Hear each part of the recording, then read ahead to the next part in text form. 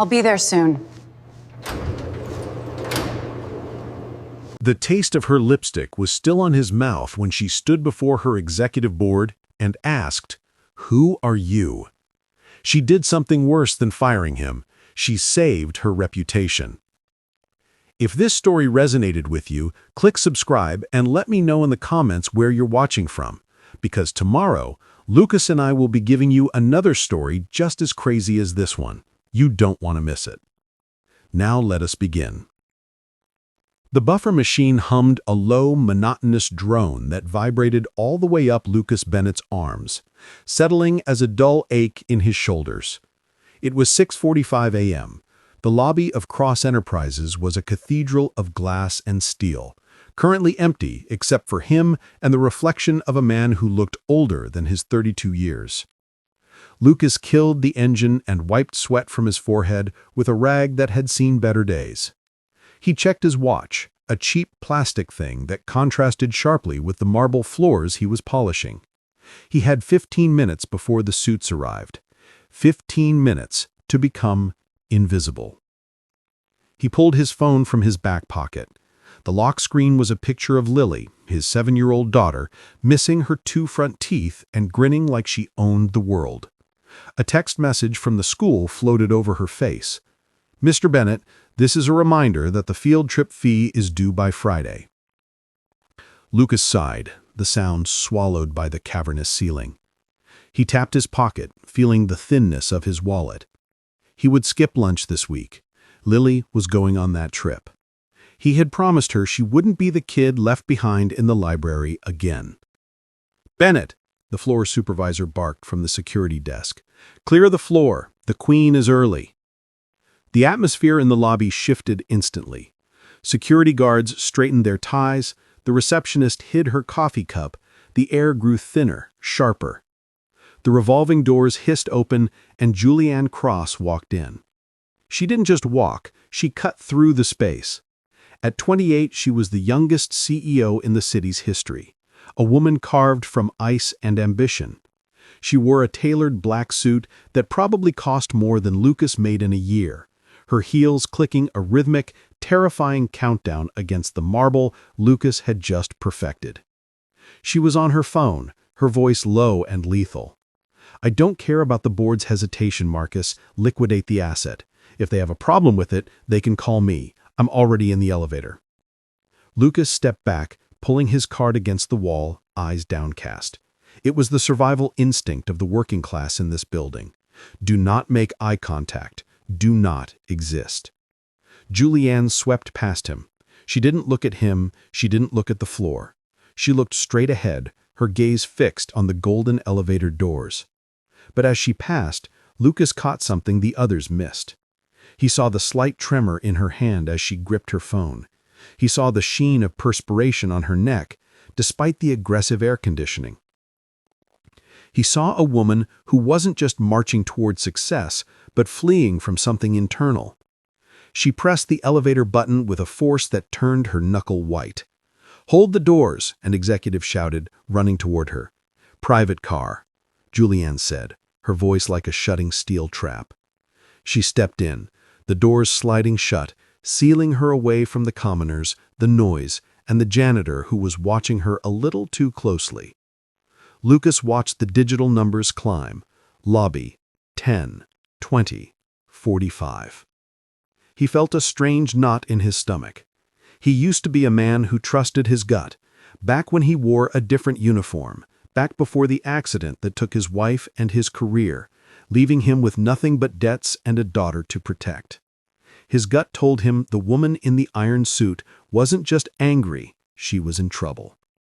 He shook his head, gripping the handle of his mop bucket. "Not your business, Lucas. You're just the help." But looking up at the penthouse floor indicator, he couldn't shake the feeling that the silence from the top floor was about to get very loud. Lucas is doing everything he can to remain invisible for the sake of his daughter, while Julianne uses her power to keep people at a distance. Have you ever felt invisible to someone you respected or admired? Tell us your story in the comments below. It started with a sound that shouldn't exist in a billion-dollar building. the screech of metal on metal, followed by a thud that shook the ceiling tiles. Lucas froze. The service panel on the wall flashed red. Elevator 1, malfunction, floor 45. "Security, we have a stall on the executive car," Lucas radioed in, his voice calm by habit. Static crackled back. "Copy, Bennett. Technicians are 20 minutes out. Storm traffic." 20 minutes? Lucas looked at the red light. It wasn't just stalled. The emergency alarm was ringing, a high-pitched wail that meant someone inside had hit the panic button. And then the ringing stopped, abruptly. Silence. Lucas didn't wait. He grabbed his override key, the janitor's skeleton key, that opened doors the executives forgot existed. He sprinted toward the service stairs, taking them 3 at a time. His lungs burned, his legs pumped, but his mind went cold and sharp. He wasn't a janitor right now. He was back in his old life, racing against a clock that ticked in heartbeats. He reached the 45th floor, jammed the key into the override slot, and heaved. The hydraulic doors hissed, fighting him, before groaning open. The elevator car was a luxurious box of mahogany and gold, but all Lucas saw was the woman crumpled in the corner. Julianne. She was on her back, one hand clutching her throat, her face a terrifying shade of violet. Her phone lay shattered on the floor. "Miss Cross?" Lucas dropped to his knees, sliding across the polished floor. No response. No movement. He placed 2 fingers against her carotid artery. Nothing. No pulse. Her chest was still. "Damn it," Lucas cursed, fear spiking in his chest.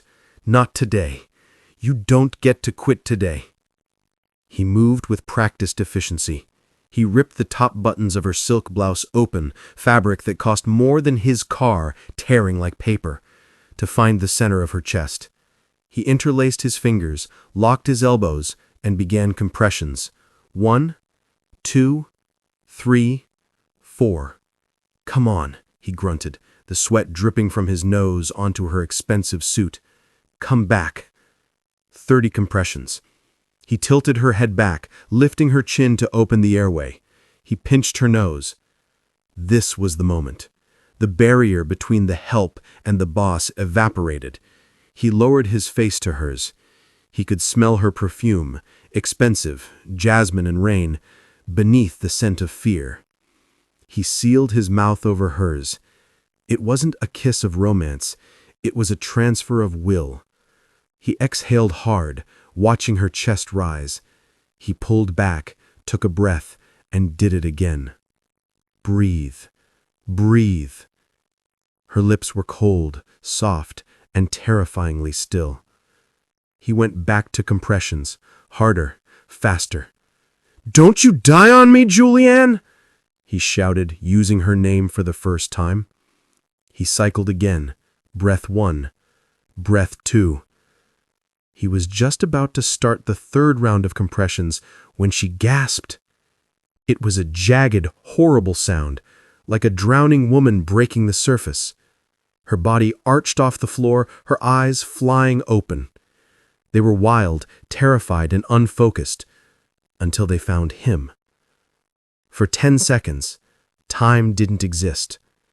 Lucas was hovering over her, his hand still on her chest, his face inches from hers. He saw the pupil dilation, the raw panic, and then the sudden, piercing recognition. She looked at him, really saw him, stripped of her wealth, her armor, her arrogance.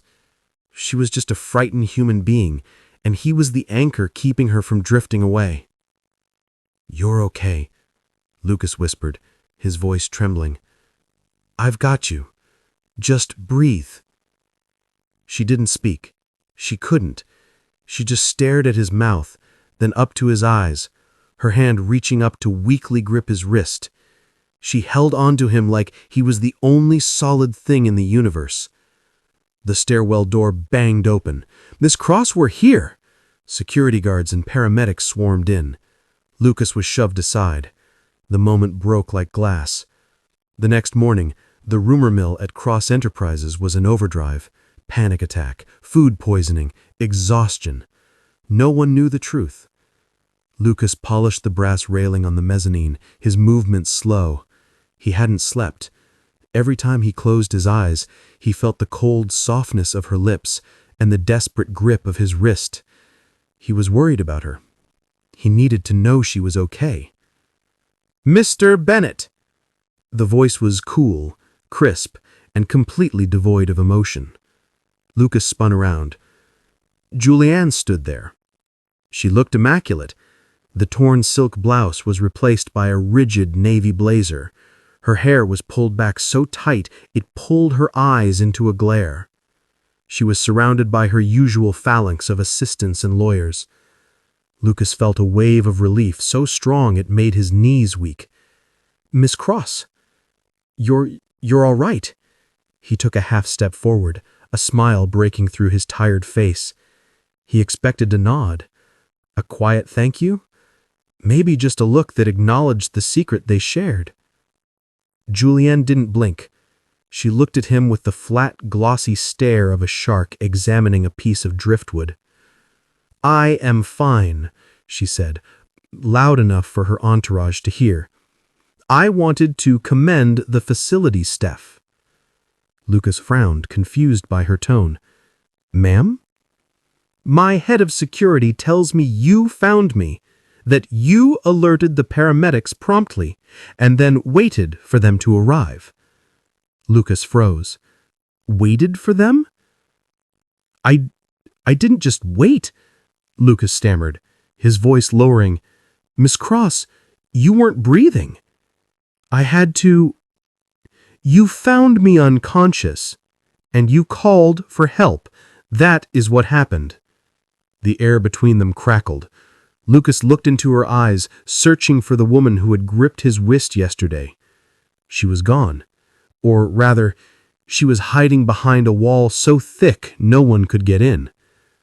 "I gave you CPR," Lucas said quietly, the words feeling heavy.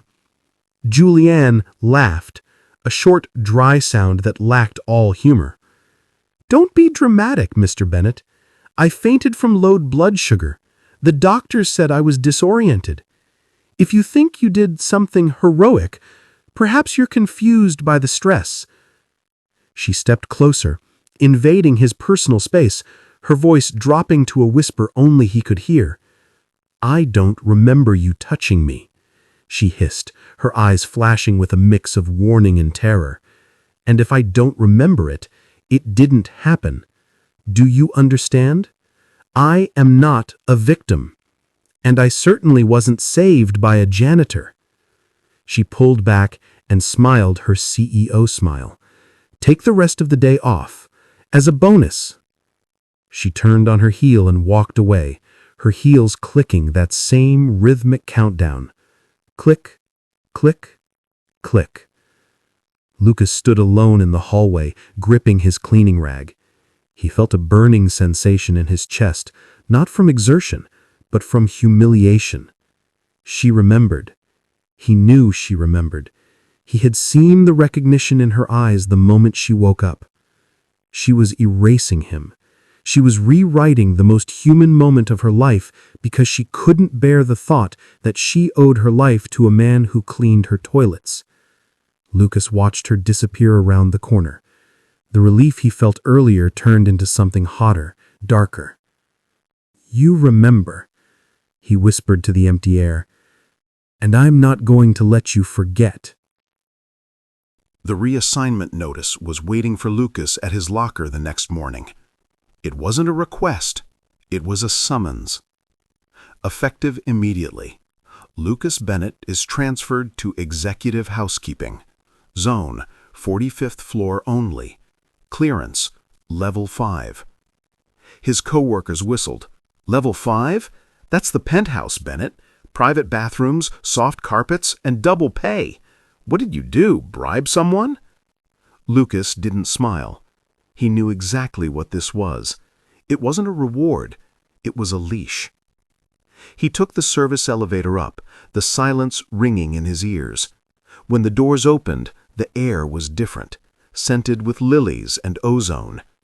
The 45th floor was Julianne's fortress, a place where few people were allowed to breathe, let alone work. For 3 days, it was a silent war of attrition. Lucas cleaned glass that was already spotless. He vacuumed carpets that had never seen dirt. And every minute of every shift, he felt eyes on him. Julianne didn't speak to him, but she was always there. She left her office door open, a breach of protocol she had never committed before. From his vantage point in the hallway, Lucas could see her sitting at her massive obsidian desk, buried in paperwork, fielding calls. But every time he turned his back, he felt the weight of her gaze burning into his shoulder blades. When he turned around, she would be typing furiously, her face a mask of concentration. It came to a head on Thursday night. It was late, past 9 p.m. The rest of the staff had gone home. The building was a tomb of silence, save for the hum of the city far below. Lucas entered her office to empty the shredder bin. He moved quietly, trying to be the ghost she wanted him to be. "You missed a spot," Julianne said. Her voice was low, cutting through the silence like a knife. She didn't look up from her laptop. Lucas paused, the wastebasket in his hand. He looked at the floor. It was immaculate. "Ma'am?" "The window," she said, finally turning her chair to face him. "There's a smudge. It's distracting me." There was no smudge. The glass was invisible. But Lucas nodded, setting the basket down. "I'll take care of it."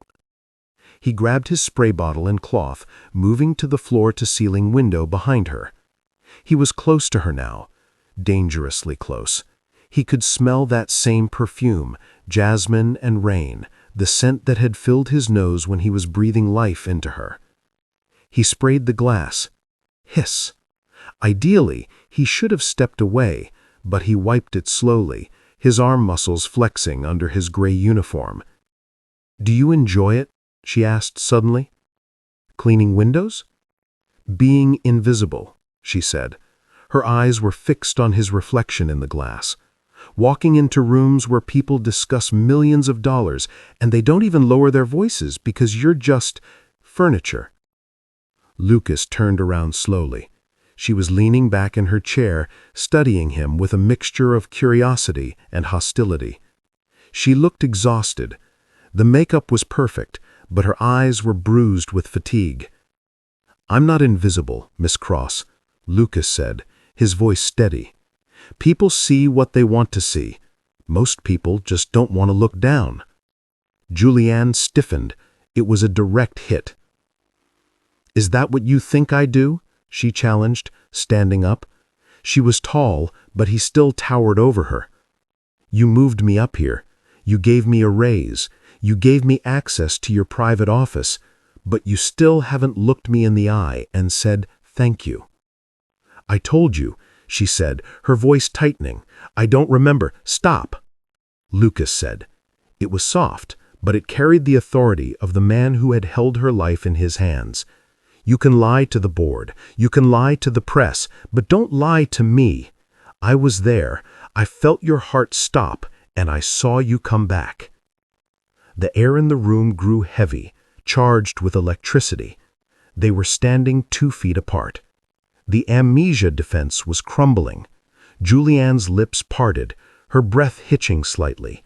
For a second, she wasn't the CEO. She was the woman in the elevator, terrified and vulnerable. She took a step closer, not away. Her eyes dropped to his lips, then snapped back up to his eyes. "If you were smart, Bennett," she whispered, her voice trembling with a suppressed emotion she couldn't quite place, "you'd take the money and stay invisible. Being seen by me, it's dangerous. I'm not afraid of you." "You should be," she said. She turned her back on him abruptly, dismissing him. "Finish the windows, then get out." Lucas stood there for a heartbeat, watching the tension in her shoulders. She was terrified, not of him, but the fact that he was the only person who didn't fear her. 2 nights later, the silence of the 45th floor was broken by the sound of glass shattering. Lucas was in the hallway, buffering the marble, when he heard it. It came from the private executive washroom attached to Julianne's office. He didn't hesitate. He abandoned the machine and pushed through the office doors. "Miss Cross? Don't come in!" Her voice was ragged, weak. Lucas ignored her. He pushed the bathroom door open. Julianne was gripping the edge of the granite sink, her knuckles white. A bottle of prescription pills lay shattered on the floor, orange capsules scattered like confetti. She was trembling violently, her skin a translucent shade of pale. She looked less like a titan of industry and more like a terrified girl. "I dropped them," she gasped, trying to bend down, but her legs buckled. Lucas caught her before she hit the tile. He scooped her up, she felt impossibly light, and carried her to the leather sofa in her office. He moved with the same calm authority he'd shown in the elevator. "Sit," he ordered gently. He didn't wait for her to argue. He went back to the bathroom, filled a glass with water, and retrieved 2 of the capsules from the floor, checking the label. Beta blockers, high dosage. He returned and pressed the glass into her hand. "Drink, slowly." She obeyed, her hands shaking so hard the water sloshed over the rim. Lucas reached out, wrapping his large, rough hands over her delicate ones, steadying the glass so she could sip. They sat like that for a long minute, the janitor holding the CEO's hands, the silence heavy with unsaid things. "How do you know?" Julianne asked finally, her voice a whisper. She wasn't looking at him, she was looking at his hands. "The CPR, the way you checked my pulse, the way you knew exactly how to hold me just now. You aren't just a janitor, Lucas." It was the first time she had used his first name. Lucas pulled his hands away, retreating to a respectful distance. He looked down at his work boots. "I was an EMT for 10 years. Top of my unit," he said quietly. Julianne stared at him, stunned. "What happened?" "Life happened," Lucas said, a sad smile touching his lips. "My wife, she got sick, cancer. It was aggressive." He paused, the old pain surfacing. "The insurance capped out after the 2nd round of chemo. I had to choose between working 24-hour shifts or taking care of her and our daughter. I chose them. I sold the house, the car. Eventually, I lost the career. By the time she passed, I was $300,000 in debt with a 5-year-old girl who needed her dad more than she needed a hero." He gestured to his uniform. "This job, the hours are flexible. I can pick Lily up from school, I can be there for dinner. It doesn't pay much, but it keeps the lights on." Julianne looked at him as if seeing him for the first time. The invisible man had a story that eclipsed her own. She looked at the luxury surrounding her, the art, the view, the power, and realized it meant nothing compared to the sacrifice this man made daily. "I have a heart condition," she confessed suddenly. The words rushed out, a secret she had never told a soul. "The board doesn't know. If they did, they'd remove me. They'd say I'm a liability, weak." She looked up at him, tears brimming in her eyes. "That's why I lied, Lucas. In the elevator. If I admitted I needed saving, if I admitted I was that close to dying, the sharks would smell blood. I couldn't let them see me weak. I couldn't let you see me weak." Vulnerability isn't weakness, Julianne. It takes a hell of a lot of courage to let someone help you. "I'm not used to help," she whispered. "I'm used to people wanting something. I don't want anything, just for you to be safe." The air in the room shifted. The hostility was gone, replaced by a fragile, terrifying intimacy. They were 2 broken people hiding in a glass tower, finally showing each other their scars. The storm hit the city an hour later. It wasn't just rain. It was a deluge that turned the skyline into a gray smear. Lightning flashed, illuminating the office in stark white bursts. "The helipad is closed," Julianne said, staring out the window. "My driver can't make it through the flooding downtown. I'm stuck here." "So am I," Lucas said, checking his phone. "Train lines are down." For the first time, the isolation wasn't tense. It was cozy. The building was empty, the lights dimmed to a low amber glow. It felt like they were the only two people left on Earth. "I'm starving," Julianne admitted, her hand resting on her stomach. "And since the cafeteria staff left at 5, Lucas grinned. It was a boyish, charming look that took 10 years off his face. "I hope you like spicy chicken flavor." 10 minutes later, the billionaire CEO and the janitor were sitting cross-legged on the floor of the most expensive office in the city, sharing 2 styrofoam cups of instant noodles from Lucas's locker stash. Julianne held the plastic fork like it was alien technology, but after the first bite, she hummed in appreciation. "Why does this taste better than the truffle risotto I had for lunch?" "Because it's forbidden fruit. Sodium and MSG, the enemy of the elite." Julianne laughed. It was a real laugh this time, throaty and unpracticed. It transformed her face, softening the sharp angles of her ambition. She looked at Lucas over the steam rising from the cup. "Tell me about her," Julianne said, softly. "Lily." Lucas smiled, and this time it didn't reach his eyes. It lived there. He pulled out his phone. "She's 7 going on 40. She wants to be an astronaut, or a veterinarian, depending on the day." He showed her a picture of Lily covered in mud, holding a frog. "She has your eyes," Julianne whispered. Leaning in to look, her shoulder brushed against his. She didn't pull away. "She has her mother's spirit, fearless." "You're a good father, Lucas," Julianne said. She set her cup down and turned to face him fully. The city lights below were blurred by the rain, creating a kaleidoscope of colors behind her. "You saved me, and I treated you like garbage because I was scared. I was scared that if I acknowledged you, I'd have to acknowledge that I need you." "Do you? Need me?" "I don't know," she breathed, her gaze dropping to his mouth. She leaned in. Lucas met her halfway. It wasn't the desperate clinical contact of the CPR. It was slow, hesitant. A question asked and answered in the space of a breath.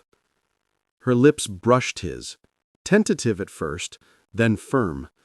She tasted of tea and longing. Lucas's hand came up to cup the back of her neck, his thumb stroking the soft skin there. For a moment, the janitor and the CEO ceased to exist. There was only the heat of their bodies and the sound of the rain against the glass. It felt like a beginning. It felt like healing. But as they pulled apart, breathless and flushed, Lucas's phone buzzed on the floor. Buzz, buzz. It wasn't a text. It was a news alert. The buzz of the phone was followed by a harsh, mechanical click hum. The emergency lights flickered off, and the main overhead fluorescence flooded the office with blinding, clinical white light. The spell was broken. Julianne pulled back instantly, her eyes widening as if waking from a trance. She looked at Lucas, then at the empty noodle cups, then at the door. The vulnerability that had softened her face seconds ago hardened into panic. The elevator chimed. "Miss Cross?" It was Marcus, her chief legal officer. He strode into the room, flanked by 2 security officers. He looked at Lucas, still sitting on the floor with a sneer of distaste. then turned his attention to Julianne. "The power is back. The grid is stable. We need to prepare the statement for the board regarding your absence." Julianne scrambled to her feet, smoothing her skirt. The CEO mask slammed back into place. "I wasn't absent, Marcus. I was stranded." Lucas stood up slowly, dusting off his knees. He felt suddenly exposed, foolish. He reached for the empty cups to throw them away, a reflex. Clean the mess, be the janitor. "And him," Marcus jerked his chin toward Lucas. "There are rumors, Julianne. People saying he was in the elevator with you, that there was a medical incident. We need to lock this down. If the shareholders think you're relying on maintenance staff for survival, the stock will tank." Lucas froze. He waited for her to speak. He waited for her to say, "He's not just staff. He's a friend. He saved me." Julianne looked at Marcus.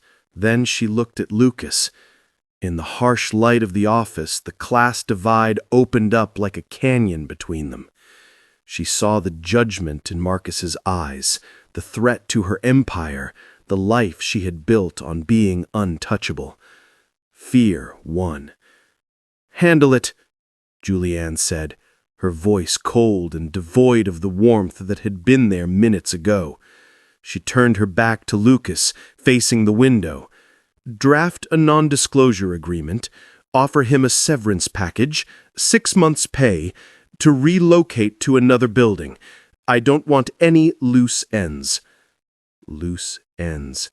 The words hit Lucas harder than a physical blow. He wasn't a savior. He wasn't a man he had just almost kissed. He was a loose end, a liability to be paid off. "Julianne," Lucas said. It was a warning. "Mr. Bennett." Marcus stepped between them, blocking Lucas's view of her. "You'll address Miss Cross by her title. Now, if you'll come with me to HR." "No." Lucas stepped around Marcus. He walked right up to Julianne's back. "Look at me." She didn't turn. Her shoulders were rigid. "I didn't ask for your money. I didn't ask for a promotion. I just wanted you to be okay. I actually thought you saw me." "Julianne, please," she whispered, still facing the glass. "It's complicated." "It's not complicated. It's cowardly." He reached into his pocket and pulled out his security badge, the level 5 access card she had given him. He slammed it onto her obsidian desk. The sound echoed like a gunshot. "You can keep your severance, and you can keep your secrets. I'm not signing an NDA because I don't trade my silence for cash. But don't worry, I won't tell anyone you're human. It would ruin your reputation." He turned to Marcus. "I'm quitting." "Lucas!" Julianne spun around, her eyes wet, her hand reaching out. But he was already walking away. He didn't look back. He marched past the security guards, past the expensive art, and into the elevator. As the doors slid shut, he saw her standing in the middle of her empire, powerful, rich, and completely, utterly alone. Lucas just walked away from the woman he was falling for because she treated him like a liability. Would you forgive a lie told out of fear, or was Lucas right to walk away? Is trust gone forever? Tell us below. The morning sun didn't feel like a fresh start. It felt like an interrogation lamp.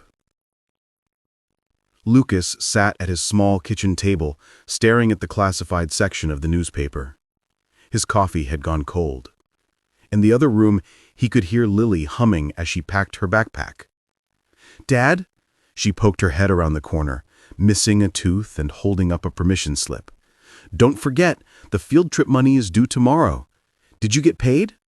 Lucas felt his stomach drop through the floor.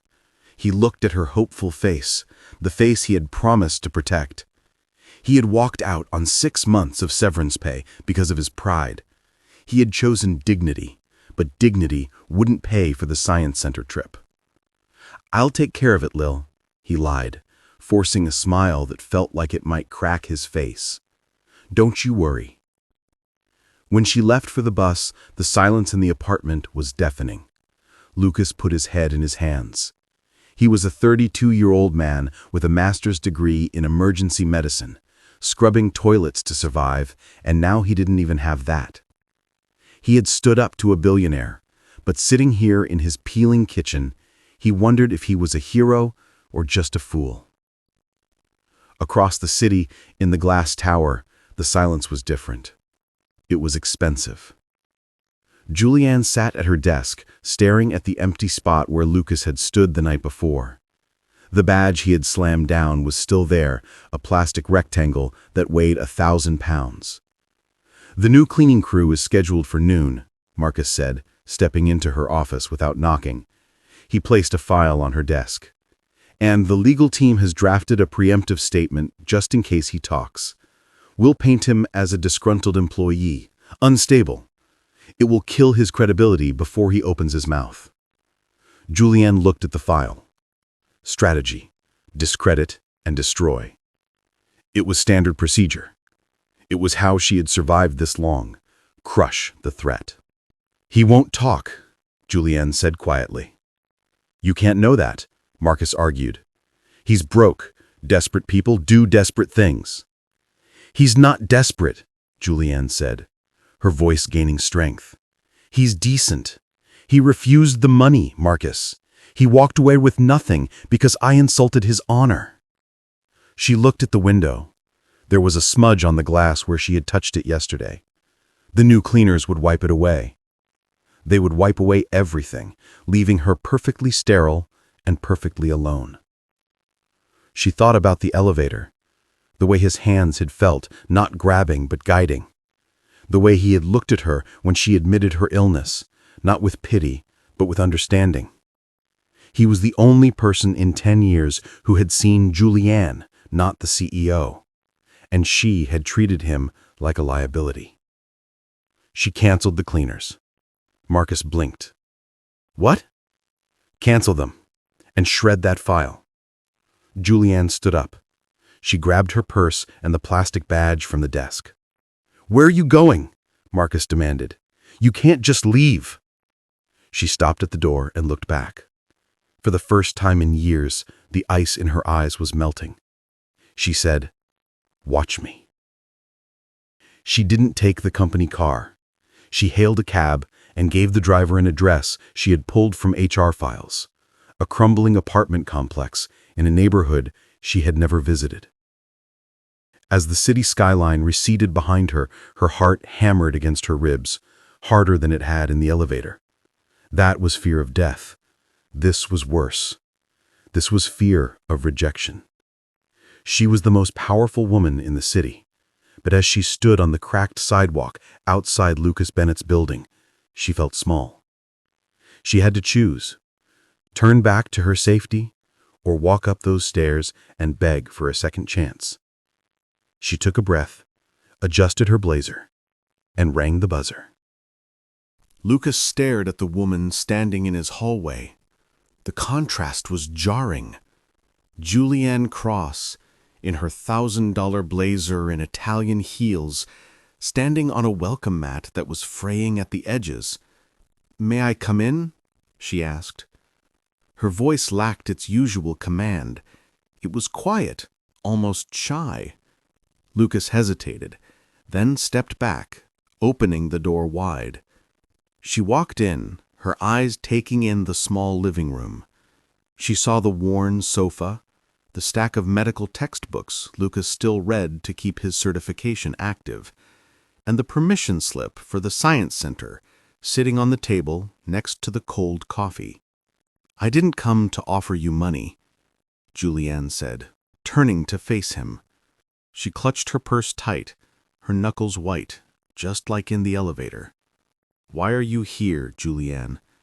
Lucas asked, leaning against the doorframe, crossing his arms. He wasn't going to make this easy for her. "Because I fired Marcus," she said, Lucas blinked. You fired your chief legal officer? I fired anyone who thought you were a liability, she corrected. She took a step toward him, bridging the distance of the small room. You were right, Lucas. I was trying to erase you because I was ashamed, not of you, but of myself. I've spent 10 years building a fortress so no one could hurt me, and then you broke in with a skeleton key and a pair of defibrillator hands, and you saw the one thing I couldn't hide, that I'm terrified of dying alone. She reached into her purse. Lucas tensed, expecting a checkbook. Instead, she pulled out a piece of paper. It wasn't a contract. It was a crude crayon drawing of a rocket ship that had been taped to his fridge. It had fallen off when she walked in. She held it up, smiling sadly. Your daughter wants to be an astronaut? Yeah, Lucas said, his voice softening. Then she should probably meet the head of my aerospace division, Julianne said. She placed the drawing gently back on the table. But that's not why I'm here either. She took another step. She was close now. He could smell the rain on her clothes and the jasmine perfume that had haunted him for 3 days. In the elevator, she whispered, looking up at him with wet eyes. Right before I blacked out, I remember what you said. Lucas's breath hitched. I didn't think you heard me. I heard you. You said, let me kiss the air back into you. She reached out, taking his rough, calloused hand and placing it over her heart. It was beating strong and fast, a rhythm he had fought to restore. You saved my life, Lucas. But I don't want to be saved anymore. I want to be known. She tilted her head back, closing her eyes, surrendering completely. So please, kiss me again. Not to save me. Just because you want to. Lucas didn't hesitate. He cupped her face in his hands, the hands of a janitor, a father, a savior. And he lowered his mouth to hers. This time there was no panic. There was no medical emergency. There was only the slow burning heat of a man claiming the woman he loved, and a woman finally letting her walls crumble. It was deep, desperate, and perfect. When they finally broke apart, breathless, Julianne rested her forehead against his. I'm not going back to that building without you, she murmured against his lips. I don't care about the board. I don't care about the rumors. If they want the CEO, they get the man who keeps her heart beating too. Lucas smiled, and for the first time in years, the weight on his shoulders vanished. He wasn't invisible anymore. Well, Lucas said, glancing at the clock on the wall, if we're going to be a team, you should know we're going to be late for school pickup. Julianne laughed, a sound of pure freedom. She took his hand, interlacing their fingers. Then let's go, she said. I've always wanted to go to the science center. They walked out of the apartment together, leaving the door unlocked, stepping out of the shadows and into the light. Lucas and Julianne proved that love doesn't care about your job title. If you were in Lucas's shoes, would you have quit or taken the money? Let us know in the comments below. Thank you for watching another story of Lucas Bennett to the end. If you enjoyed this story, you will surely love the next one. It's as wild and more intriguing as you can ever imagine.